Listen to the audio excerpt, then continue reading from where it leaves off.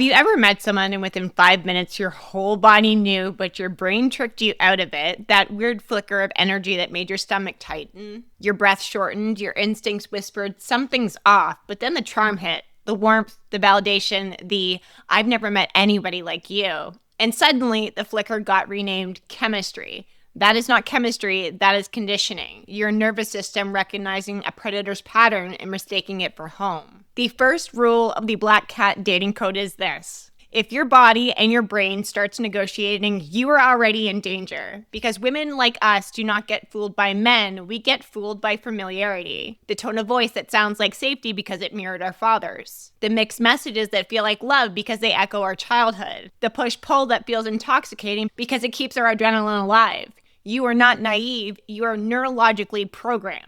And today, I'm going to show you how to spot that programming in real time so that nobody hijacks your intuition ever again. I'm Meaghan Webster, an abuse recovery coach, a trauma-informed strategist, and the woman a narcissist hopes to never meet twice. This is the Narcissist's Worst Nightmare podcast where survival ends, shadow becomes power, and you rise as the woman impossible to manipulate, magnetize, or replace. The most dangerous red flags are the ones that masquerade as connection. They do not come waving in your face, they come disguised as understanding. He mirrors your story, finishes your sentences, agrees with your boundaries so perfectly it feels like fate. That is not empathy, that is data collection. A manipulator studies you the way a hunter studies prey. Every vulnerability you reveal becomes ammunition for future control. And the early stage of manipulation is not love, it's mapping your psyche. They learn what makes you soften, what makes you prove, and what makes you doubt yourself. And the second they have that map, that's when the love bombing starts. The love bomb is not out of affection, it's about acceleration. They want you to get attached before you even have time to think, before your nervous system catches up to what your body already knows. So when you feel rushed, when someone is trying to collapse timelines, when they're calling you their soulmate 2 weeks in, that is not romance, that is regulation theft. They're using intensity to override your intuition. You'll call it butterflies, and your body will spike with cortisol. The Black Cat Code will teach you to translate that language, to know when your arousal is actually alarm. Because a woman who can read her body is a woman who cannot be manipulated. Do you ever notice how, after you feel that first sense of unease, that your mind jumps into silence? That's not being stupid, that's survival. Your brain learned early on that safety comes from harmony, not honesty. So instead of leaving when something feels wrong, you start explaining it away. He didn't mean that. He's just tired. I'm probably just projecting. That is self-gaslighting, the most insidious form of psychological sabotage. It's when you internalize somebody else's minimization so deeply that it becomes your own abuser. And it doesn't happen in a vacuum. It builds on years and years of being told your emotions were too much, your boundaries were too cold, your needs were too selfish. So when a man softly dismisses you, your body recognizes the pattern and your brain rushes to make it okay. Let's call it what it is. It's trauma disguised as tolerance. You are not calm, you are conditioned.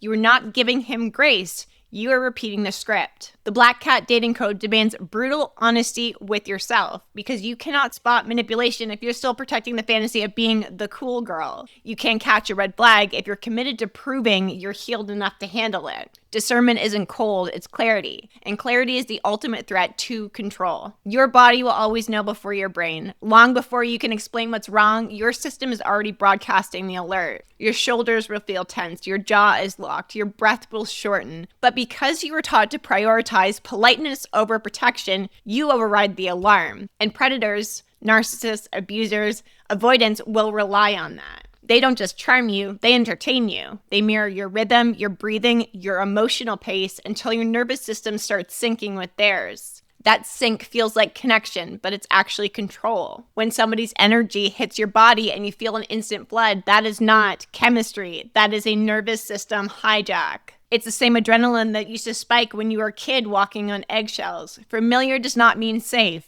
It means practice. When your body flinches, but your mind rationalizes, your body is always right. Your body has no agenda, no fantasy to maintain, no story to protect. It is pure data, the most accurate lie detector you will ever own. You can ask yourself questions mid-conversation. Do I feel grounded or dizzy? Am I fully breathing or is it shallow? Does my stomach relax or twist? Do I feel calm or on edge? If your body is whispering no and your brain is busy rewriting yes, you already have your answer. That is discernment in motion, hearing the whisper before it becomes a scream. My first trip to New Brunswick, new city, new air, that big rush of possibility that hits when you think you've closed one life and opened another. He met me at the airport, smiling, arms wide, like a scene out of a version of love that I used to chase. The whole drive, he talked really fast. Plans, futures, what we could build. And I remember thinking, this feels like he is too certain for someone who doesn't know me yet. This was our first time meeting in person. By the time we got back to his place, he showed me around, including the guest bedroom. He said I was welcome to sleep in to feel comfortable. Something between there and his bedroom, the script had shifted. The energy in the room was really thick, compliments wrapped in entitlement. He leaned in really close and expressed like how long he had wanted this for, and every nerve in my body went really rigid. I wasn't afraid, but it was a recognition of a rhythm that I swore I would never be part of again. The pacing, the pressure, the subtle suggestion that a no would ruin the night. My body braced, my shoulders were tight. I could literally hear my heartbeat in my ears while my mind scrambled to make something sound polite. But something inside of me snapped. I don't owe softness to someone who mistakes access for intimacy. I got out of bed. I said something simple like I needed to sleep alone tonight. He laughed, rolled his eyes, like grabbed my hand, tried to make it a joke. And in my head, I kept thinking, I really do not want to betray how I feel right now. And that's the thing about men who use intensity as currency. They cannot stand it when something stops them from having control. He was visibly not happy, a very sharp goodnight, and like turned over in the bed and I walked out of the room. I felt like I had done something wrong, which logically I knew that I hadn't. Discernment isn't mental, it's muscular. It lives in your spine, your gut, your tone of voice. It's the way that you breathe when you speak boundaries. And every time you override yourself, your body files it as proof that your truth isn't safe. Every time you honor that first twinge of discomfort, your body relaxes and it learns that you will protect it now. This is how sovereignty is built, repetition by repetition, boundary by boundary. It's practice in micro movements. When someone texts you and your stomach drops, don't respond from anxiety.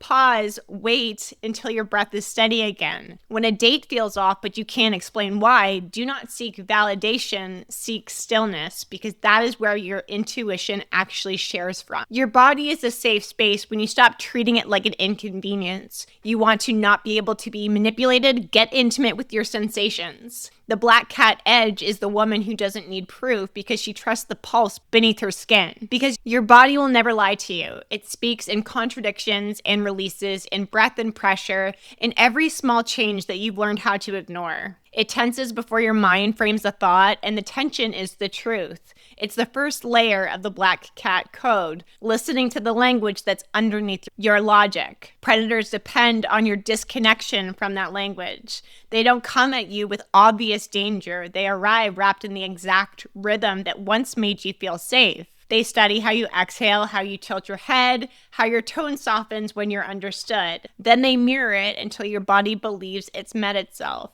Every red flag lives inside the somatic mismatch, the place where something looks right but feels wrong. And your nervous system will be the first to catch it. Your brain lags behind, searching for the proof of. When you start to feel that pull, that spark, that dizzy rush, pause. Ask yourself, is this connection or is this chemistry trying to cover confusion? If your breath shortens, if your chest closes, if your stomach twists and your mouth smiles, you already have your answer. That's not romance. That's your body remembering danger and mistaking it for desire. I want to decode what this danger actually looks like in red flags that will not come across as red flags in the beginning, but things that I wanted to share for you to pay attention to. Pace manipulation. They rush intimacy so you never find your footing.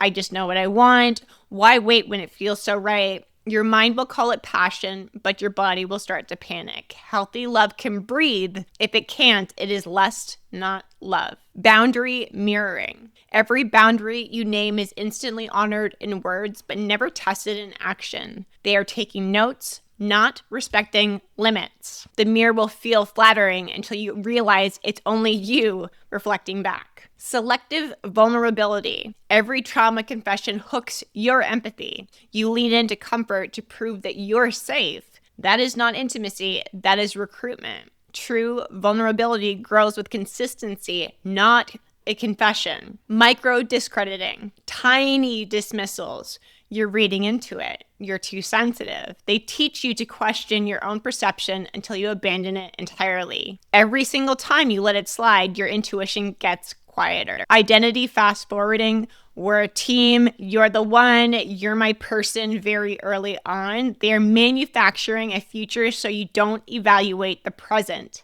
It's not destiny. It's enclosure disguised as devotion. Reverse empathy. I'm broken. I told you I'm damaged. Awareness without accountability is manipulation. They confess so you'll excuse. Believe the statement, not the potential. Withholding warmth. Hot, cold, hot again. The inconsistency keeps you chasing the original high. It's the same chemical loop that fuels every addiction. Stability will feel boring when you mistaken chaos for love. Projection hooks, they will accuse you of what they are doing. You've been distant, you're hiding something. You start defending yourself instead of observing them. Projection is bait, don't take it. Performative respect, I love strong women until you're strong to them. The statement is not admiration, it's a challenge waiting for you to fall for it. Energy inflation, everything's cinematic, eyes locked for too long, words too grand, you feel lightheaded, not lifted. That's adrenaline disguised as awe, the drug of false connection. Boundary amnesia, they forgot limits that inconvenience them. It's a rehearsal for future violations of your boundaries. You do not